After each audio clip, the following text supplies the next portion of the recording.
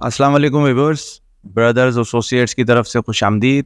आज हम आपके लिए तेसर टाउन के सेक्टर 79 के बारे में इंफॉर्मेशन लेके आए, तो वीडियो एंड तक देखना ना भूलिएगा।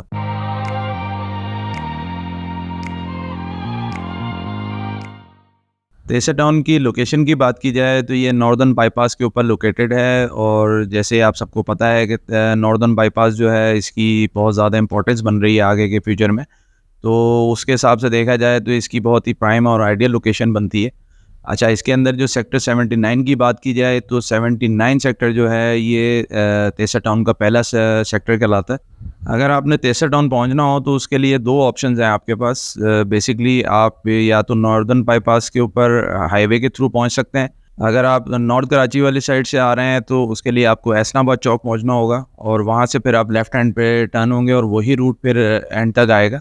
इसको बेसिकली आईबी सोमरो रोड कहते हैं। तो वो जहाँ पे एंड होगी वहाँ पे आपको नॉर्दर्न बाईपास मिलेगा, और जैसे ही नॉर्दर्न बाईपास आप क्रॉस करेंगे तो तेसर टाउन शुरू हो जाता है वहाँ से। सेक्टर 79 की अगर सराउंडिंग की बात की जाए तो इसके ये बेसिकली शार तेसर का पहला सेक्टर कहलाता है, और इसकी बहुत ज़्यादा इंपॉर्टेंट है। अच्छा, इसके ऊपर आपको जो तेसर टाउन का गेट है वो भी सेक्टर 79 और 77 के ऊपर बना हुआ है। इसकी सराउंडिंग की बात की जाए तो इसके सामने सेक्टर 78, इसकी राइट साइड के ऊपर सेक्टर 86, और इसके फ्रंट के ऊपर देखा जाए तो सेक्टर 77, और अगर इसकी बैक साइड देखी जाए तो वहाँ पे सेक्टर 80 आता है। अच्छा, अब इसकी थोड़ी सी इंपॉर्टेंस और भी ज़्यादा हो गई है क्योंकि यहाँ पे लाखानी का प्राइवेट बिल्डर का प्रोजेक्ट भी बन रहा है, तो उसकी वजह से यहाँ पे अभी जैसे हमने कुछ और वीडियोस भी पहले की थी, तो उसके अंदर हमने ये देखा था कि वहाँ पे अब बिजली जो है लाखानी के प्रोजेक्ट्स तक आ चुकी है। तो उसकी वजह से भी ये होगा कि एक तरह से वहाँ पे बिजली आने के ऑप्शंस थोड़े से बढ़ जाएंगे। अब उसके ऊपर देखना होगा कि बेसिकली तेसर टाउन की जो एडमिनिस्ट्रेशन है वो इसको किस तरह टेक ओवर करती है। अच्छा, अब दूसरी तरफ देखा जाए तो इसकी जो कनेक्टिंग रोड्स की बात की जाए तो इसके जो जैसे सामने आपको शार तेसर मिल रही है 150 फीट की है। अच्छा, जो 78 को डिवाइड कर रहा है वो भी 150 का है, लेकिन उसके बीच में ग्रीन बेल्ट आ जाती है। जो सेक्टर 86 की तरफ है वो 100 फीट का रोड है, और जो सेक्टर 80 को 79 से डिवाइड कर रहा है वो भी 150 फीट का रोड है, लेकिन उसके दरम्यान में ग्रीन बेल्ट आती है। कैटेगरी वाइज देखा जाए तो इसके अंदर चार रेजिडेंशियल प्लॉट्स की कैटेगरीज आती हैं, जिसके अंदर 80 गज, 120 गज, 240 गज, और सबसे बड़ी जो कटिंग है इसमें वो 400 है। इससे बड़ी रेजिडेंशियल में और कोई कटिंग नहीं है यहाँ पे। अच्छा, अगर इंटरनल रोड्स की बात की जाए तो तेसर टाउन को जो सबसे बड़ा बेनिफिट है वो ये है कि यहाँ पे 30 फीट से छोटी रोड्स नहीं है अंदर। अब इससे ये होता है कि जैसे नॉर्मली जैसे आप देखते हैं कि स्कीम 33 है और बहुत सारी जगह हैं जैसे सरजानी टाउन है, तो वहाँ पे छोटे रोड्स होते हैं, तो आप जिस तरह लोगों के पास अब ये ऑप्शंस हैं कि वो गाड़ियाँ भी ले लेते हैं। तो कल को अगर आप गाड़ी बाहर की तरफ पार्क कर रहे हैं तो उसमें ये होता है कि फिर ट्रैफिक हिंड्रेंस होती है, आने जाने में थोड़ी मुश्किल होती है। तो जितना बड़ा रोड होगा उतना बेहतर होता है। तो ये एक बहुत बड़ा तेसर टाउन में एडवांटेज है कि वहाँ पे 30 फीट से छोटी गली ही नहीं है।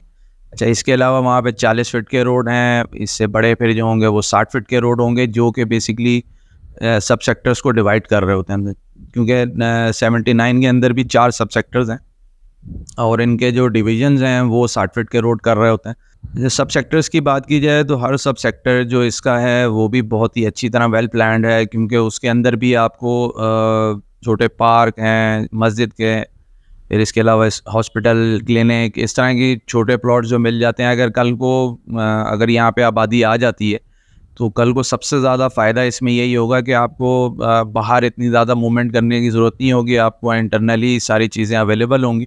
फिर इसके अलावा इसके अंदर कमर्शियल कटिंग भी बहुत अच्छी है, तो उसके अंदर आपको कमर्शियल एक्टिविटी भी कल को नज़र आएगी। और क्योंकि अगर प्लॉट्स की वॉल्यूम देखी जाए तो तेसर टाउन के अंदर ऑलमोस्ट 25,000 के करीब प्लॉट्स हैं, जो कि एक बहुत बड़ी आबादी बनती है अगर ये सही तरीके से आबाद हो जाए। जैसे कि ये एक गवर्नमेंट की स्कीम है, तो इसके अंदर आपको लीज का ऑप्शन भी नज़र आ जाता है, जो कि नॉर्मली दूसरी जगहों पे आपको नज़र नहीं आता। प्लॉट के प्राइसेस की बात की जाए तो इसके अंदर जितने में अभी प्लॉट मिल रहे हैं, यानी जो मैं अभी आपको रेट्स दे रहा हूँ, इससे हिसाब आप लगा सकते हैं कि अगर स्कीम 33 में अगर आप 120 गज का कोई अगर आज आप मकान या प्लॉट लेने जाते हैं तो प्लॉट की स्टार्टिंग ही आपको 1.25 करोड़ से स्टार्ट होती है वहाँ पे। तो उस हिसाब से देखा जाए यहाँ पे अगर आप आज 120 गज लेने जाते हैं तो वो तकरीबन आपको 15 लाख से 20 लाख के दरमियान मिलना शुरू हो जाता है।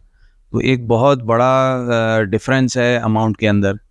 अच्छा 80 गज़ की बात की जाए तो वो भी आपको तकरीबन 10 लाख से लेके 15 लाख के अंदर मिल जाता है। अच्छा इसके अंदर जो प्राइसेस की जो एक असेसमेंट होती है ये एक जनरल सेंस में होती है, क्योंकि इसके अंदर आप 30 फीट की गली भी है, जैसे 40 फीट की गली है, कॉर्नर है, वेस्ट ओपन है, ईस्ट ओपन है, पार फेसिंग है, उस चीज़ की वजह से भी जो प्लॉट होता है उसकी वैल्यूज़ चेंज हो रही होती हैं।